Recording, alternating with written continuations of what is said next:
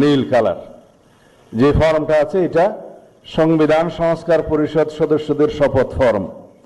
আমরা কেউ সংবিধান সংস্কার পরিষদের সদস্য হিসেবে নির্বাচিত হইনি এবং সংবিধানে এটা এখনো ধারণ করা হয়নি। গণভোটের রায় অনুযায়ী সংবিধান সংস্কার পরিষদ গঠিত হলে সেটা সংবিধানে আগে ধারণ করতে হবে এবং সংবিধান সংস্কার পরিষদের সদস্যকে কে শপথ নেওয়াবেন সেটা বিধান করতে হবে এবং কোন এরকম ফর্ম এটা সংবিধানে নেই। এই ফর্মটি তৃতীয় তফসিলে আছে সাদাটা, এইরকম তখন একটা ফর্ম সংবিধানের তৃতীয় তফসিলে আসবে।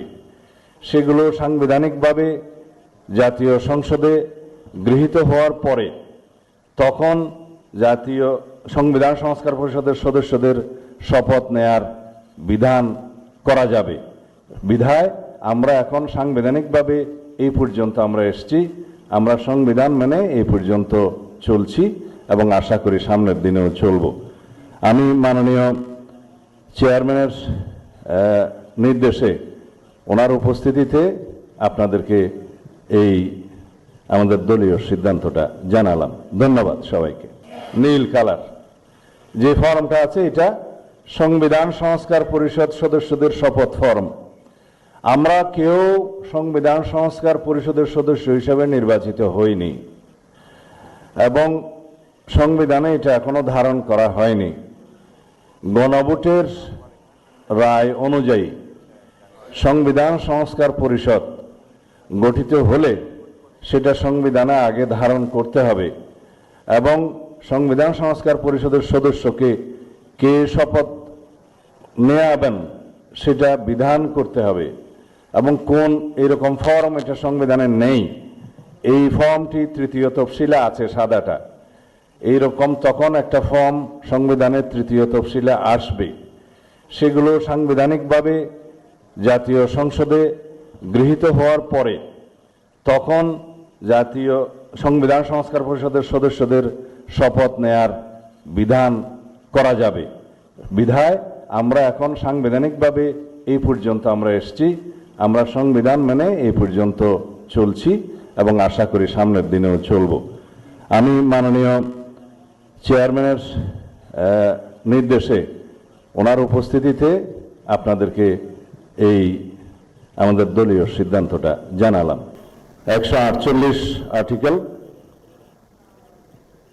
2A অনুসারে স্পিকার এবং ডেপুটি স্পিকার অথবা তাদের মনোনীত প্রতিনিধি কর্তৃক 3 দিনের মধ্যে যে শপথ করানোর বিধান রয়েছে সেটা পার হয়ে যাওয়ার পরে পরবর্তী 3 দিনের প্রথম দিনে সাংবিধানিকভাবে সিইসি প্রধান নির্বাচন কমিশনার এম্পাওয়ার্ড ক্ষমতাপ্রাপ্ত হয়ে তিনি আজকে শপথ পরিচালনা করবেন। বিধায় আমরা সদস্যদের শপথ পত্র বা ঘোষণাপত্র এই সাদাটাতে আমরা দস্তখত করব শপথ নেয়ার পরে।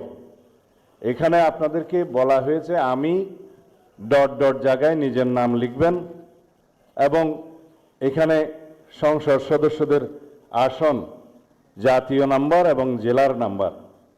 সাপোজ আমার নাম্বার হচ্ছে 294 কক্সবাজার 1, সেটা লিখতে হবে। এখানে নিচে আছে নির্বাচনী এলাকার নম্বর, স্বাক্ষর এই জায়গায়। এর বাইরে আরেকটি এই স্কাই, এটা সবুজ না স্কাই, নীল কালার যে ফর্মটা আছে এটা সংবিধান সংস্কার পরিষদ সদস্যদের শপথ ফর্ম। আমরা কেউ সংবিধান সংস্কার পরিষদের সদস্য হিসেবে নির্বাচিত হইনি এবং সংবিধানে এটা এখনো ধারণ করা হয়নি। গণভোটের রায় অনুযায়ী সংবিধান সংস্কার পরিষদ গঠিত হলে সেটা সংবিধানে আগে ধারণ করতে হবে এবং সংবিধান সংস্কার পরিষদের সদস্যকে কে শপথ নেওয়াবেন সেটা বিধান করতে হবে এবং কোন এরকম ফর্ম এটা সংবিধানে নেই। এই ফর্মটি তৃতীয় তফসিলে আছে সাদাটা, এইরকম তখন একটা ফর্ম সংবিধানের তৃতীয় তফসিলে আসবে। সেগুলো সাংবিধানিকভাবে জাতীয় সংসদে গৃহীত হওয়ার পরে তখন জাতীয় সংবিধান সংস্কার পরিষদের সদস্যদের শপথ নেয়ার বিধান করা যাবে। বিধায় আমরা এখন সাংবিধানিকভাবে এই পর্যন্ত আমরা এসেছি, আমরা সংবিধান মেনে এই পর্যন্ত চলছি এবং আশা করি সামনের দিনেও চলব। আমি মাননীয় চেয়ারম্যানের নির্দেশে ওনার উপস্থিতিতে আপনাদেরকে এই আমাদের দলীয় সিদ্ধান্তটা জানালাম। নীল কালার যে ফর্মটা আছে এটা সংবিধান সংস্কার পরিষদ সদস্যদের শপথ ফর্ম। আমরা কেউ সংবিধান সংস্কার পরিষদের সদস্য হিসেবে নির্বাচিত হইনি এবং সংবিধানে এটা এখনো ধারণ করা হয়নি। গণভোটের রায় অনুযায়ী সংবিধান সংস্কার পরিষদ গঠিত হলে সেটা সংবিধানে আগে ধারণ করতে হবে এবং সংবিধান সংস্কার পরিষদের সদস্যকে কে শপথ নেয়াবেন সেটা বিধান করতে হবে এবং কোন এরকম ফর্ম এটা সংবিধানে নেই। এই ফর্মটি তৃতীয় তফসিলে আছে, সাদাটা। এইরকম তখন একটা ফর্ম সংবিধানের তৃতীয় তফসিলে আসবে, সেগুলো সাংবিধানিকভাবে জাতীয় সংসদে গৃহীত হওয়ার পরে তখন জাতীয় সংবিধান সংস্কার পরিষদের সদস্যদের শপথ নেয়ার বিধান করা যাবে। বিধায় আমরা এখন সাংবিধানিকভাবে এই পর্যন্ত আমরা এসেছি, আমরা সংবিধান মেনে এই পর্যন্ত চলছি এবং আশা করি সামনের দিনেও চলব। আমি মাননীয় চেয়ারম্যানের নির্দেশে ওনার উপস্থিতিতে আপনাদেরকে এই আমাদের দলীয় সিদ্ধান্তটা জানালাম। ধন্যবাদ সবাইকে। নীল কালার যে ফর্মটা আছে এটা সংবিধান সংস্কার পরিষদ সদস্যদের শপথ ফর্ম।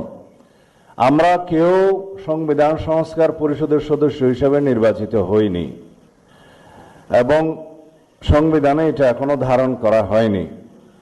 গণভোটের রায় অনুযায়ী সংবিধান সংস্কার পরিষদ গঠিত হলে সেটা সংবিধানে আগে ধারণ করতে হবে এবং সংবিধান সংস্কার পরিষদের সদস্যকে কে শপথ নেয়াবেন সেটা বিধান করতে হবে এবং কোন এরকম ফর্ম এটা সংবিধানে নেই। এই ফর্মটি তৃতীয় তফসিলে আছে, সাদাটা। এইরকম তখন একটা ফর্ম সংবিধানের তৃতীয় তফসিলে আসবে, সেগুলো সাংবিধানিকভাবে জাতীয় সংসদে গৃহীত হওয়ার পরে তখন জাতীয় সংবিধান সংস্কার পরিষদের সদস্যদের শপথ নেয়ার বিধান করা যাবে।